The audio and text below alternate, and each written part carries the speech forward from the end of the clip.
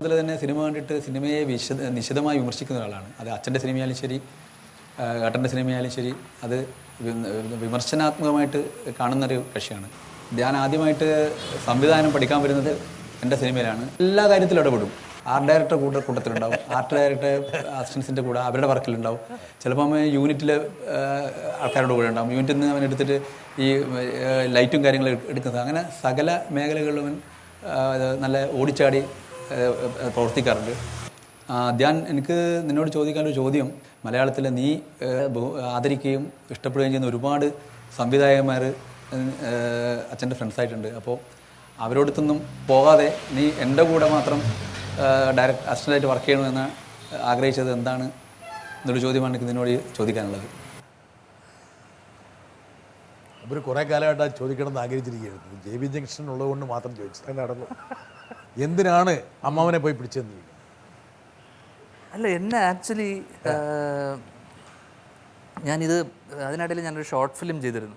ഏട്ടൻ പ്രൊഡ്യൂസ് ചെയ്യും.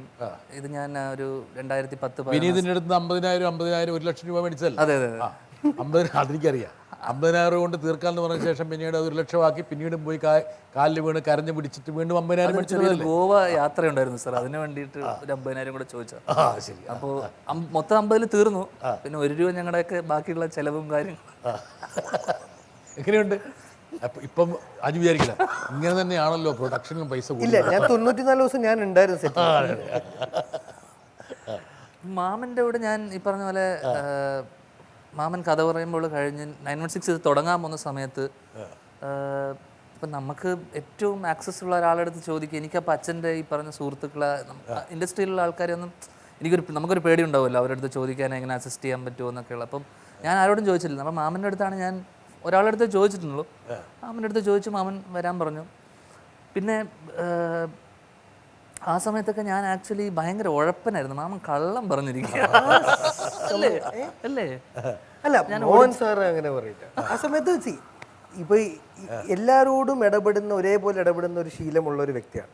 It's A good quality.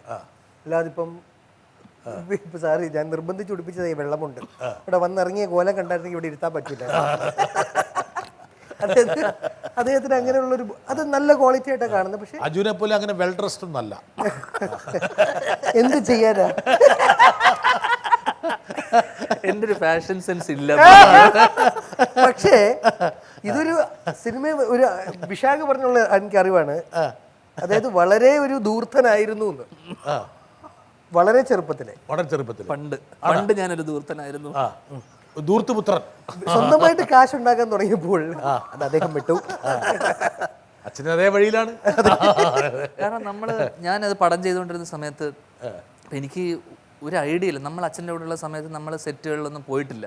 കാരണം ഷൂട്ടിംഗ് അന്നും ഇന്നും പുറത്തുനിന്ന് കാണുന്നവർക്ക് എന്താ പരിപാടി എന്നോ ഇതെന്താ സംഭവം നമുക്ക് മനസ്സിലാവുകയില്ല. ഭയങ്കര ബോറടിക്കുന്ന ഒരു പരിപാടി പലപ്പോഴും നമ്മൾ പോയപ്പോഴൊക്കെ തോന്നിയിട്ടുണ്ട്. അപ്പം നമ്മൾ കാണാൻ പോയിട്ടില്ല. അപ്പം ഞാൻ മാമൻ്റെ പടത്തിലാണ് ആക്ച്വലി ഒരു ഷൂട്ടിംഗ് ലൊക്കേഷനൊക്കെ കാണുന്നതും ഇതൊക്കെ. അപ്പം നമുക്ക് സംശയം ചോദിക്കാൻ പേടിയാണ്. മാമൻ ഇപ്പോൾ ചെയ്യുന്നതൊക്കെ നമ്മൾ നോക്കി മനസ്സിലാക്കുക എന്നല്ലാതെ. അപ്പോൾ എൻ്റെ കൂടെ അവിടെ യൂണിറ്റിൽ വർക്ക് ചെയ്തിരുന്നൊരു പയ്യനുണ്ടായിരുന്നു. അപ്പോൾ എനിക്ക് ഏറ്റവും കൂടുതൽ ലേണിംഗ് കിട്ടിയത് ആ പയ്യൻ എനിക്ക് പറഞ്ഞു തന്ന കാര്യങ്ങളാണ്. അപ്പം നമുക്ക് ഈ ചെറിയ ചെറിയ ആൾക്കാരിൽ നിന്ന് പോലും കിട്ടുന്ന അങ്ങനെ ഞാൻ ഇൻസ്റ്റിറ്റ്യൂട്ടിൽ പോയി സിനിമ പഠിച്ചിട്ടില്ല.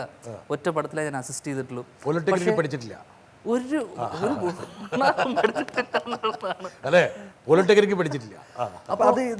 ഇതുപോലത്തെ നമ്മൾ ആർട്ടിൽ വർക്ക് ചെയ്യുന്ന ആൾക്കാർ അവരുടെ എക്സ്പീരിയൻസ്, അവർ സിനിമയെ കാണുന്ന രീതി, പിന്നെ ചിലവർക്കൊക്കെ ക്ലിയർ ഐഡിയ ഉണ്ടാവും. ആ ഷോട്ട് കഴിഞ്ഞ് അടുത്ത ഷോട്ടാണ് ലൈറ്റ് ചെയ്യുന്ന ആൾക്കാർക്കൊക്കെ അത്രയും സെൻസുള്ള ആൾക്കാരായിരിക്കും. പക്ഷെ അവർ ആ ജോലി അവർക്ക് മാറി ചെയ്യാൻ താല്പര്യമില്ലാത്തത് കൊണ്ടും അവരിൽ നിന്ന് എത്രയോ ആൾക്കാരുണ്ട്. എന്ന് വെച്ചാൽ അവർക്ക് ക്ലിയർ ആയിട്ട് അറിയാം കാര്യങ്ങൾ, അടുത്ത ഷോട്ട്സ്. അത് ചില സിനിമകളിൽ തെറ്റായിട്ട് കാണുമ്പോൾ അവർ മാറി നിന്ന് ക്രിട്ടിസൈസ് ചെയ്യാറുണ്ട്. കാര്യം അവർക്ക് ശീലം എക്സ്പീരിയൻസ് ഇവരോട് ഒരു ലൈറ്റ് സെൻസ് എന്ന് പറഞ്ഞാൽ നമുക്ക് ഒരിക്കലും വേറെ ആൾക്കും കിട്ടണമെന്നില്ല. ഒരു പരിചയം കൊണ്ടുണ്ടാക്കുക. ഇവരുടെ കയ്യിൽ നിന്ന് കിട്ടുന്ന ലേണിംഗ് ആക്ച്വലി എനിക്ക് ഏറ്റവും കൂടുതൽ ലേണിംഗ് ഉണ്ടായിട്ടുള്ള ഈ പറഞ്ഞ ഇടപെടലുകളും ഇവരൊക്കെ ഉണ്ടായപ്പോഴാണ് എനിക്ക് ആക്ച്വലി. പിന്നെ അമ്മാവൻ വളരെ സോഫ്റ്റ് ആണല്ലേ? അതെ അതെ. എപ്പോഴും അമ്മാവന്മാരോടാണ് ആൾക്കാർ കുറച്ചും കൂടി റിലേറ്റ് ചെയ്യാൻ പറ്റുക. എല്ലാ കുരുത്തക്കേടുകളും ആൾക്കാർ തുടങ്ങുന്നത് അമ്മാവന്മാരുടെ കൂടെ വെച്ചിട്ട്. ഈ അമ്മാവൻ ഇല്ല അല്ലേ? ഞാൻ പക്ഷെ നല്ലൊരു പയ്യനല്ലേ? അതെ അല്ലേ? അജുനെ പോലെയൊന്നും അല്ലല്ലോ ഏയ് അല്ലേ? പിന്നെ